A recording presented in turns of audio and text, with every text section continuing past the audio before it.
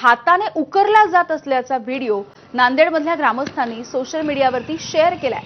नांदेडच्या मानसपुरी ते बाचोटी या दरम्यान सुरू असलेल्या रस्त्याच्या कामाचे हे व्हिडिओ आहेत आणि या कामाचा दर्जा अत्यंत निकृष्ट आहे हे या व्हिडिओमधूनच स्पष्ट होत आहे। मात्र तरी देखील याकडे कुणीही लक्ष देत नाहीये। त्यामुळे या रस्त्यावरचं डांबर हाताने उकरत इथल्या ग्रामस्थांनी या कामाचं पितळ उघडं पाडलंय।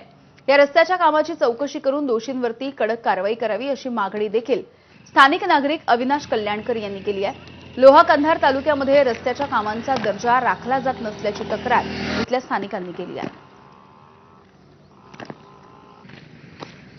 बातमी बीडमधली बीडच्या स्थानिक गुन्हे शाखेनं 1,37,00,000 रुपयांचा गांजा जप्त केलाय आणि या प्रकरणी एका आरोपीला अटक केली।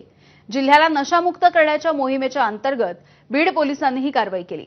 गेवराई तालुक्यामधील चकलांबा पोलीस ठाणे हद्दीमध्ये धुमेगाव शिवारात पोलिसांनी छापा टाकला। 1,37,00,000 रुपयांचा 490 किलो गांजा पोलिसांनी जप्त केलाय। एका कापसाच्या पिकामध्ये बेकायदेशीर पद्धतीनं गांजाची लागवड करण्यात आली।